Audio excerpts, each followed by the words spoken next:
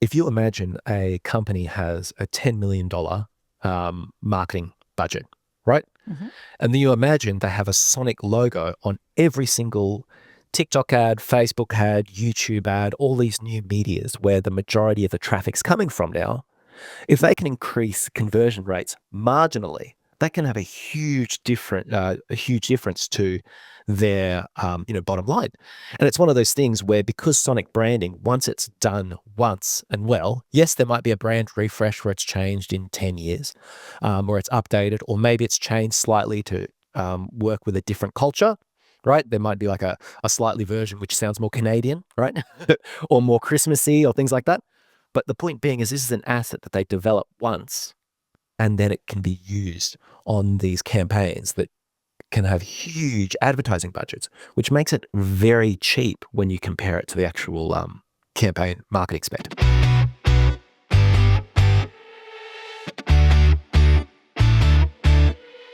Welcome to Audio Branding, the hidden gem of marketing. Sound plays a more important role in human behavior and our decision-making than you may realize. In this podcast, I'll help you understand the art and science of sound so you can better influence others in business and your life. I'm your host, Jodi Krangle. Let's delve a little deeper.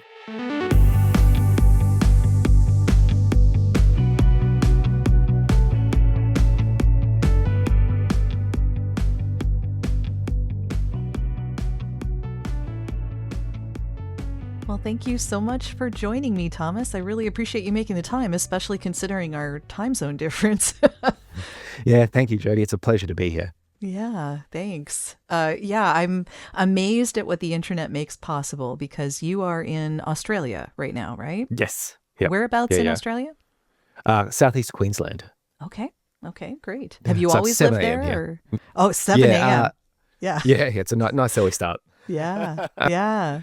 Have you always lived there, or have you traveled at Alternated all? between there and Melbourne. So Okay. always lived in Australia. Okay. But Australia is huge. I mean, you're in Canada, so you understand I how get big it. some of these. Yeah. Yeah. Yeah. Much of Europe could fit in Australia. So Probably. and much of the yes. US can fit in Australia too. The USA. Very true. Yeah. Interesting. Well, I'm really glad that you were able to join us today. So thank you for that. And when we start these discussions, I always like to ask my guest if you could tell me a story of an early memory of how sound moved you. Yes, so I prepared for this because I know this is something that you often ask. So I've got a story that came from about 10 years ago. Mm-hmm. I went and saw the Melbourne Symphonic Orchestra play Sibelius's Second Symphony. Are you familiar with that piece? Not off the top of my head, the name of it. If I heard it, I probably would recognize it. Okay, but yeah. Well, in any way, it was an outdoor concert. And I was alone, it was cold, it was windy, and it was dark, right? So it's this really like broody, moody kind of outdoor atmosphere. Now, the cool thing about this is Sibelius is Finnish, and this is a nationalistic work. So he was trying to represent the landscape of Finland by having these like really cold kind of melodies and wavering kind of things going on. And there I was out there at the Melbourne Symphonic Orchestra in the cold, in this like really windy environment, and it was really congruent. It's like the music mirrored the experience. And so anyway, we get into the fourth movement. This is the finale, and there's a repetitive bridge section, and this repetitive bridge section is just going again and again, and it's just this ostinato that just goes on loop and on loop. Anyway, at that moment, it starts to rain. So we're out there in the concert, and it's just starting to patter down just a little bit going on, and just again in that monotonous kind of joining with the music. Anyway, by the grand finale, it's bucketing down raining, and everyone's still there. So we've got this, this huge event. It's bucketing down raining. No one's leaving because they want to hear the finale. And then, of course, after the finale ends, there's no applause. Everyone just runs to the tram and goes home. Oh, wow. Right? But what was really special about that experience was that the way that the music mirrored the actual the environment that was there. Yeah. That's pretty so awesome. It was really. How old were you when that happened? So this, I would have been 21, 22. Okay. So 10 years ago. Yeah. Okay. So it was a while ago, but the reason I wanted to tell you this story is it's actually just an excuse for me to talk about musicology. So what I wanted to do is I wanted to talk with you through this model of emotion, which is called the BRECVEM model, and how that relates to this experience that I went through. Can I just So what? ask you to Yeah, define sure. musicology just before we get Yeah, into sure. this? Because there are a lot of, like, Mm. I myself probably don't know the full definition. So Yeah. if you can explain what that actually is, that would be great. Yeah, sure. So I should have said up the front, I'm a musicologist. Yes. So that means that I have a doctorate in music. What we're looking at there is musicology is like the academic and rigorous study of music. It comes down to a broad range of different styles. Mm-hmm. So this could be like music history. It could be music psychology, which is what I looked at, the psychology of music or sound. It could be ethnomusicology, looking at the history of music, the ethnographies around music. And it also can look at performance and understanding, techniques and things like that, which could include, posture and ergonomic work related to music. So it's really this rigorous academic view of music where you would be writing articles, publishing papers, and having very strenuous approaches to how you measure results And how did you in regards even to your studies. get into that? Because, I mean, Yeah, sure. it's got to be an interesting progression. I'm assuming you were a musician Yes. and Yeah. then you decided to take it to the nth degree. Yeah. So for me, I've always been passionate about why music makes me feel a certain way. I've been very interested in like why I can read literature or watch a movie and not really feel it. But when it comes to music, I immediately, very emotional. It has a strong effect on me. So my background is in music composition. So I did an undergrad in music composition and then did honors in music composition. And from that, I was able to do a doctorate continuing on the course, and that was through the University of Melbourne. Sure. Yeah. Yeah. So, And then, University of New South Wales. oh, yeah. I mean, Yeah. fantastic. Did you ever make your living as a musician at any point or? No. So Okay. I was on a stipend during that program. Okay. So, university funding. Yeah. And in additional, and this relates to what we're going to talk about today, which will relate to, sonic branding and things like that. I've supplemented my work with doing digital marketing. So I understand the atmosphere of like marketing, the online ecosystem. Yeah, wonderful. So the experience that you had in that audience, are you relating Yes. that then to sonic branding? Is that No, so I'm going to relate it to just to give a framework of emotion. okay? So Sure. there's a framework of emotion, music and emotion, which is the BRECVEM. And what we're going to do now is I'm just going to look at all the pieces of this and how we can understand it from an emotion perspective using literature. So the first one was musical expectancy. So during that piece of music, I mentioned I was put into a trance-like state. And what I mean by that is that we had an expectation that the music would change. Because it always violated that expectation, you end up going into a lull. Because you're constantly expecting this change to happen and it never happens. And that's what drives the this sense of trance-like. The second thing that was going on was visual imagery. So visual imagery is where you listen to a piece of music and then it conjures up an image, right? I imagine this tundra of cold and wind and snow and all that kind of stuff. And that was another way for me to experience the emotion that I was feeling at that time. And then this is the one that relates to, then there was evaluative conditioning, which is where you pair music with a stimulus.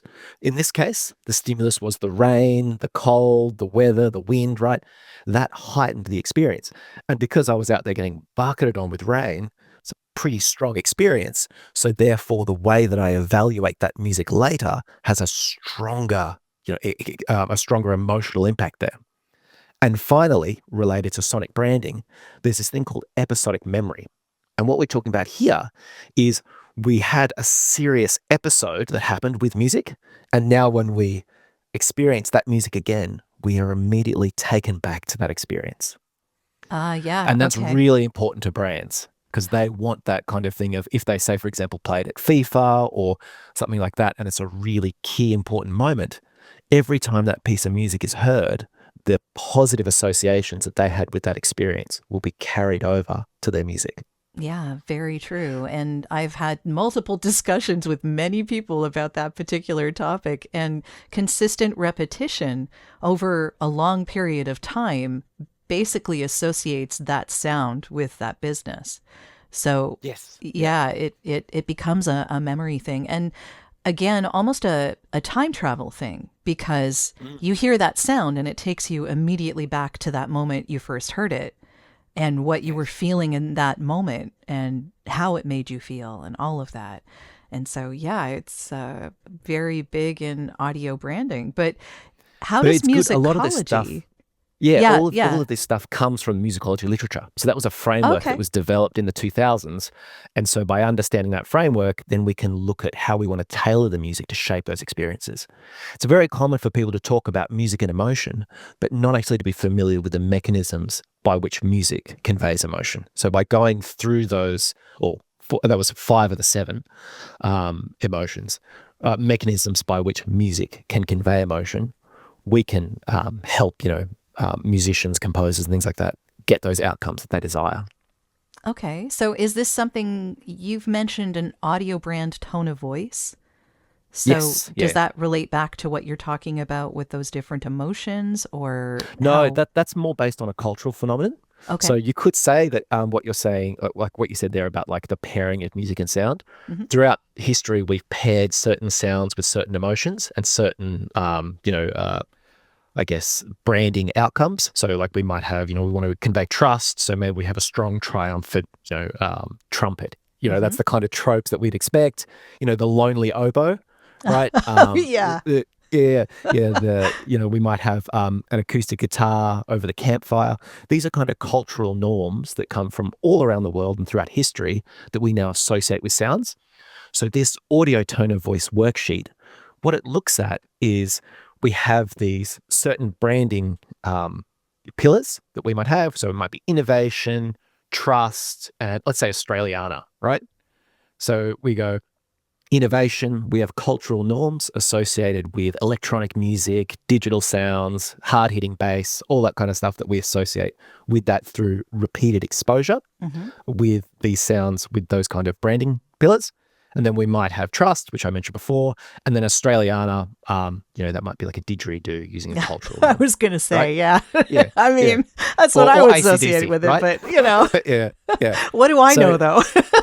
so, so with when I'm working with clients, and I give them that audio tone of voice worksheet, they can say from a branding perspective whether they want to be, let's say, more innovative or more traditional. And then from that, we can look at what cultural musical norms are associated with those and write music that aligns with that. I see. Okay. So, musicology and audio branding, they go together with this framework that you're talking about, Yeah, or is yeah. there a So they can. deeper thing there, Yeah. So or? musicology covers so much. Okay. It really can be used at the beginning, before the audio branding starts, during the audio branding, and also afterwards to test audio branding. It's really just about bringing an extra level of rigor and strategy to your sonic branding project. I see. Okay. So have you used this for any particular clients that you are really proud of? Is there a particular There's brand? only really one client that I can talk about right now because most of Uh-huh. them are under NDA, Of and that's course. there's an Australian client, Hmm. and that's an internet provider called TPG. Um, Okay. yeah, and they're Australia wide, and so I worked with them to identify where they could stand out from competitors, and so did a competitor analysis, and then figured out where the gaps were, both culturally and musically, and then how they could use that in their sonic logo. Interesting. Yeah. Yeah. Yeah. Hi there, I'm Karsten Kims, CEO and founder of Sunny Minds, and you're listening to the Audio Branding Podcast, a great place to learn about how powerful sound can be. If you want to understand how to harness the power in your own life, keep listening. So we also were talking about plagiarism in audio Yes. branding, because I know Yeah. you did a whole paper on that. And it's a fascinating topic that honestly didn't even occur to me. So can you talk a little about that? Yeah. So off the bat, I have to say straight up, I'm not a lawyer. I'm a musicologist. Yes. So the lens at which we're looking this through is through music norms, and through the music court case systems, but consult your lawyer before you make any musical decisions based on what I talk about today. So going back to when I'm usually brought in, so I work with sonic branding agencies, and typically most of them just want to stay on the tools. They're interested in music, they just want to stay on the tools. They want to bring in an expert to help them with the strategy, to work with clients, and to measure results. I was working with one agency in Australia, and they were getting quite concerned about some of the music court cases that are going on at the moment. There's been quite a few that have gotten really big, quite expensive, and quite convoluted. So the most recent one is Miley Cyrus and Bruno Mars, which I think started last year. And they're just seeing more and more of these court cases pop up. So they reached out to me and said, hey, could you do some research on this so that we can have a strategy for when we work with clients so that we don't end up accidentally getting sued? That's a big one. Yeah. So there hasn't been any music plagiarism court cases yet related to sonic branding, but because of the way we do sonic branding, it's quite it leans itself towards more risk than pop songs. So there's two reasons. One is because when we look at these mnemonics, often we want to make them short, catchy, memorable. So you imagine there's all the musical decisions that we could choose from, but instead we tend to go to a 5 to 7 note pentatonic scale with an uplift at the end or a resolution at the end. And when you look at that, you go, well, there's not really as many musical decisions as there might be in an entire pop song. So that puts it at a bit of risk. And particularly people want it to be memorable. So they want it to be really catchy, strong melodies. So that's the first part. And then the second part is we often base our sonic branding off temp tracks. So a temp track or a sonic mood board is a toolkit where you talk to the client and you would say something like, okay, here's your brand values. Here are 30 pieces that aren't composed by us that align with your strategy. Tell us what you think about these pieces and if there's any gaps there or if we're misrepresenting your music based on the brief. So they'd go through all the tracks and then they might say, oh, we really like this Taylor Swift song, right? They've decided that seems to be quite similar in style to what they want. The issue is that sometimes the clients fall in love with these temp tracks or this sonic branding, and they call it temp love. And what can be really challenging for sonic branding agencies is they're really creative people, but they're concerned that the client wants them to sound more like Taylor Swift in this example. And they don't want to go too far away from the brief, but they don't want to be too similar to the Taylor Swift song because then they could be at risk of getting sued. So this is just a little bit of a quirk in sonic branding where those audio mood boards or sonic mood boards or temp tracks are really key to getting a good strategy and saving time, because the last thing you want to do is compose something that doesn't really suit the brief that you thought did, but you also don't want to end up with something that's derivative of another work. Yeah, very true. Yeah, and there's a definite danger there. I know that when it comes to advertising, a lot of companies will put on a temp track on their ad and then from wherever, I don't know, and then fall in love with it. And yeah, and then the whole, it becomes a thing. Yeah. Yeah. So yeah, I can see how the danger would be there, but how can a business, a brand protect themselves then? So the first thing is having a conversation with the clients. Just telling them, look, these are the risks that are involved. This is a possible scenario that would be quite concerning if it did happen. Imagine you're a brand, you've got an end of financial year sale, and then someone comes in and puts a cease and desist order on your music because it's too similar to the music that is owned by someone else, and now you can't use that music for your campaign anymore, and you're in the middle of the sale, right? Something like that would freak out brands, and it's a good example of how you could just say, look, these are some of the risks that can happen, which is why we need to put budget, time, and effort towards having a strategy. So that's the first thing. Talk with your clients. Second thing is we can look at the existing court cases and some of the faults and gaps in those court cases to see where the wiggle room is.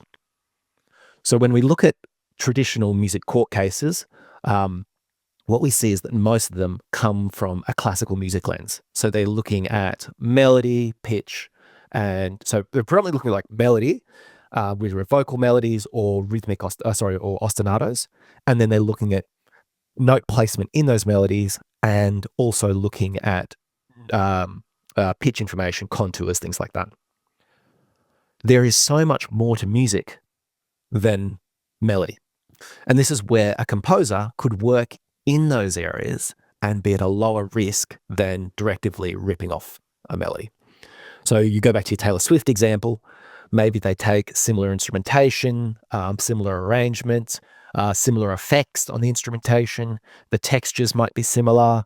They might have a similar tempo, similar rhythm, but because the contour of the melody is very different to that Taylor Swift piece of music, there's a lower risk of being taken to court, because most of the court cases have been based around melodic pitch information. Interesting. Okay. So if a brand decided that they wanted to, like I've seen a lot of brands doing this in recent years, taking bits and pieces of their actual product, making sound from it and putting it into their logo, would that help their case? Well, it depends, because like you can. I mean, the tune would still be the same, maybe. I don't know. Yeah, that's what I mean. Like, because you can sample something, map it to a MIDI keyboard, and then play Taylor Swift with your can of Coke opening, right? Yeah. Which is cool. And I do encourage brands to do that, because do encourage brands to use sounds from the industry, because it creates an immediate shortcut for the client. So let's say there was a sport that I was going to mention, but I won't mention that client, so I'll choose another sport. Let's say tennis, all right? Okay, yeah. So the sound of a tennis ball being whacked, right? If you hear that and it's joined with a kick drum or a bass sound, unconsciously, the listener will be associating your sonic logo with tennis, which is a nice little shortcut. And in addition to that, because you don't hear people using tennis racket hitting sounds inside pop songs, it's going to be distinctive from pop music. So you also have a more distinctive asset, which is great. Yeah. But yeah, to answer your question, the first place that they really want to focus on is just making sure that the melody is very different. Yeah. Yeah. And the rhythmic ostinatos. Yeah. I could see how that would be hard. There's a lot out there that's already been done. So yeah. But I know, for instance, Tostitos did this with their chips.